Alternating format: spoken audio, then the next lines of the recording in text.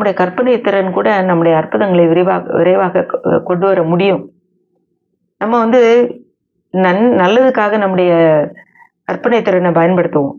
அது வந்து ரொம்ப நம்முடைய கற்பனை திறன் மிக வலிமையானது.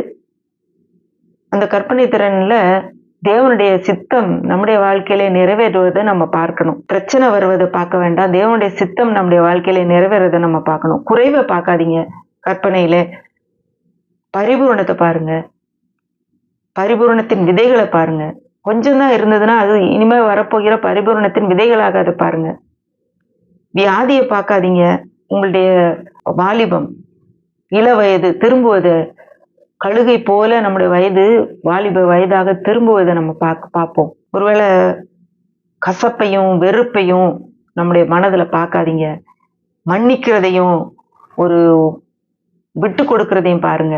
வசனத்தை வாசிக்கும் போது அதை நீங்க செய்யறது மாதிரி கற்பனை செய்து பாருங்க. இயேசுவான செய்யற காரியங்களை நீங்க செய்யற மாதிரி கற்பனை செய்து பாருங்க.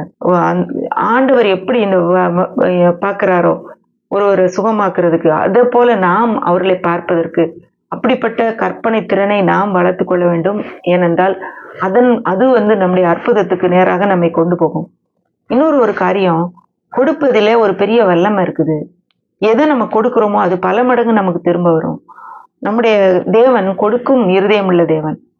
இப்போ வந்து நம்மளுடைய இருதயம் ஒரு கொடுக்கும் இருதயமாக இருக்கும்போது, எல்லா நேரம் மன்னிப்பை கொடுக்கிற இருதயமாக, சந்தோஷத்தை கொடுக்கிற இருதயமாக, அன்பை கொடுக்கிற இருதயமாக, அடுத்தவர்களுக்கு உற்சாகத்தை கொடுக்கக்கூடிய ஒரு நபராக, அப்படிப்பட்ட இருதயம் உள்ளவர்களாக இருக்கும்போது நாம் நம்முடைய அற்புதத்தை விரைவாக பெற்றுக்கொள்ள முடியும். நம்ம எதை கொடுக்கிறோமோ அது அமுக்கி குலுக்கி பல மடங்கு நமக்கு வந்து சரிந்து விழும்படி நம்முடைய மடியில போடப்படும் என்பது மிகப்பெரிய உண்மை. இவற்றை நம்ம பின்பற்றும் போது அற்புதங்களை நாம் விரிவாக பெற்றுக்கொள்ள முடியும்.